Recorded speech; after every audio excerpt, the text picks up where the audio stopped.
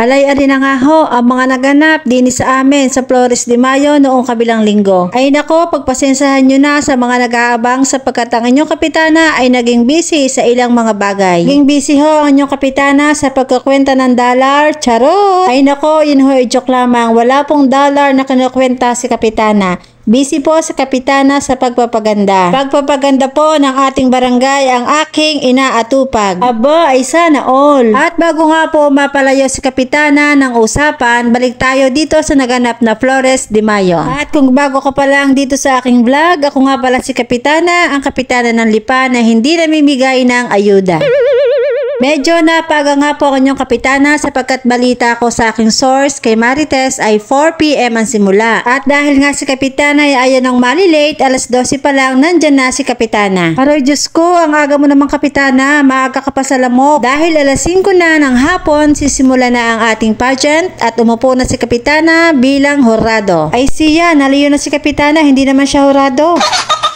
Aray, hindi na nga ho rin mapipigilan, sisimulan na nating pakilala ang 7 kandidata ng ating Miss Flores de Mayo din po sa aming channel. Once again po, candidate to the production number. Palakpakan po natin.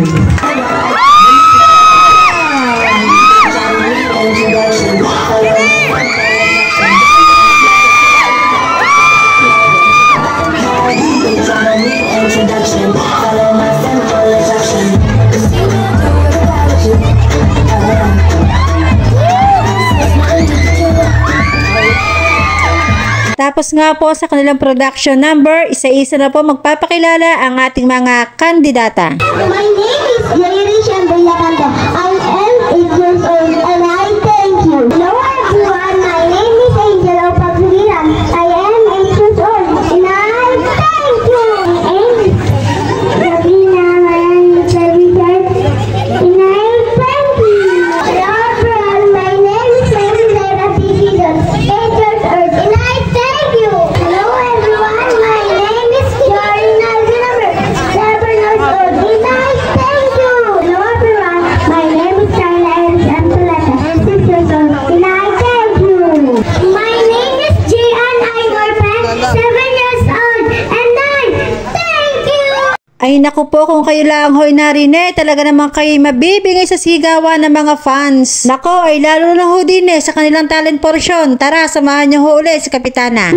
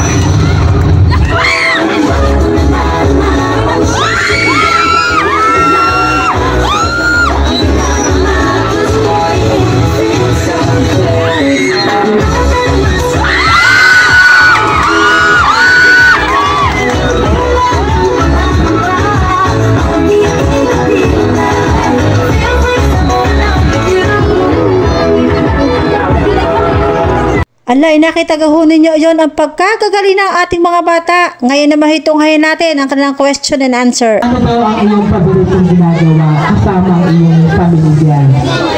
Kumakain po at nagsisimba.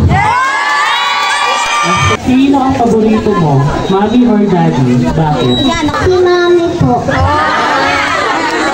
Kasi po inaalagaan niya po ako ng mabuti. Ano daw ang gusto mo paglaki? At bakit ito ang iyong gusto? Doktor, bakit po? Bakit po gusto mo mag-doctor ni candidate number 3? Dahil matutuloy sa... Kung maging superhero ka, anong powers ang gusto mo? Dahil na po. Bakit Darna? Anong power po ni Darna ang nagustuhan mo? Malakas po kasi sa... Paano mo ipapakita ang iyong pagmamahal sa iyong magulang? Para po isalamdaw ko sa kanyang pamamahal ko. Ano ang pinakagusto mong gawin tuwing bakasyon? Pag-aaral po. Pag-aaral. Para po makapagtapos ng pag-aaral. Ano ang paborito mong laro at bakit? Habo-habulan po. Kasi po, favorite ko po.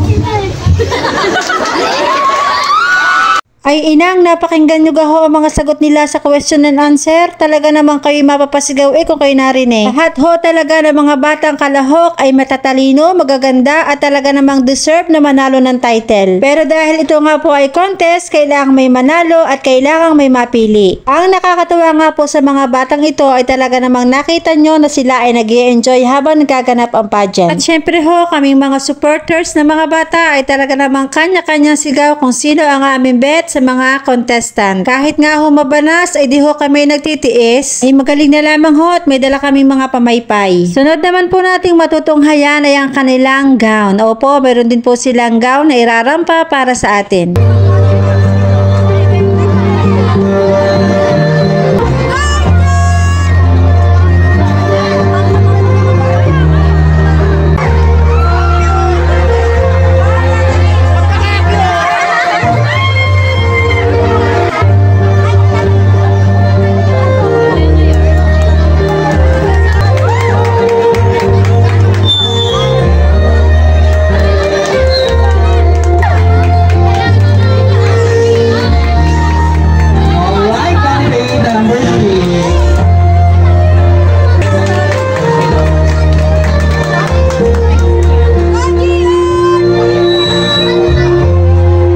O diga ho, pak na pak ang mga gown ng ating mga kandidata. Ay talaga naman pong sobrang gaganda at talaga namang halatang pinaghandaan ng kanilang mga magulang. Kung hanggang ngayon ay nanonood ka pa ng video ni Kapitana, paki-comment naman po para alam ko kung saan nakakarating ang aking mga video. Maraming salamat na po agad. Syempre po, saludo ako sa mga taong nasa likod ng ganitong klaseng patimpalak. Mabuhay po kayo, ang gagaling ninyo. Lahat nga po ng mga bata ay nagkaroon ng award, sertipiko at mga konting gifts galing sa mga donator. Hindi ko na lamang po mapapakita lahat ng mga awards sapagkat ang iba po ay nawala na sa aking video. Ala, ay pasensya na po kayo. At dahil nga po Miss Photogenic ang aking pamangkin, ay ari lang po ang video ang aking naitabi.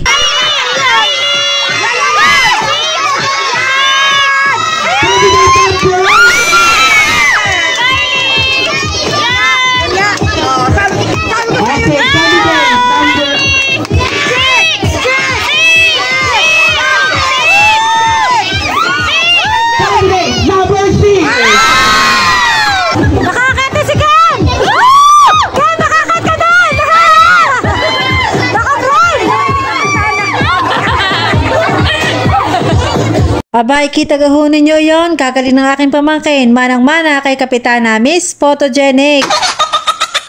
Our candidate for 6th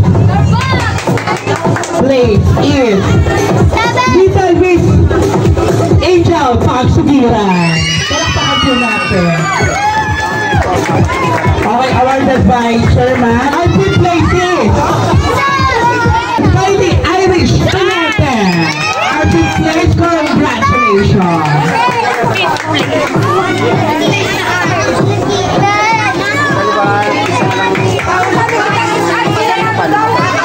fourth place is Maria Gabriela Pinto. Palakpakan po natin.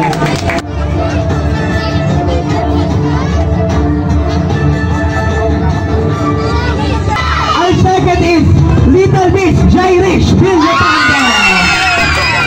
Palakpakan po natin.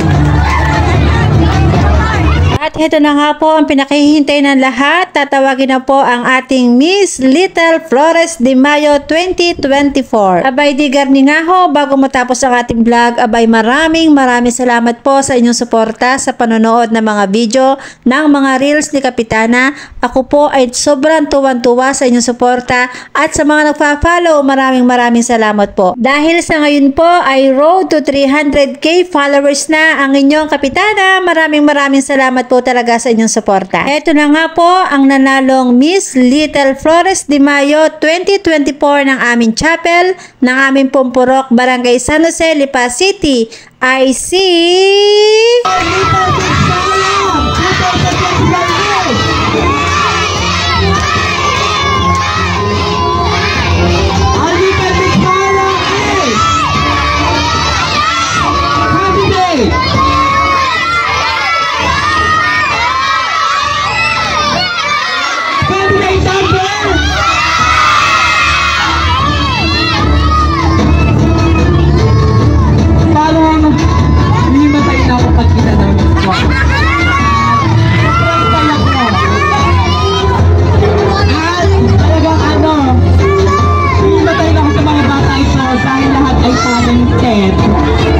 lahat ay magaganda. Ngayon, ang ating title for Miss Little Baron is Candidate!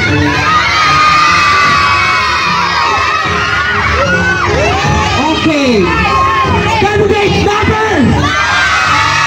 Candidate number! Candidate number 7! Okay, ang mag-award sa ating first runner-up is Miss Anika Cardenio.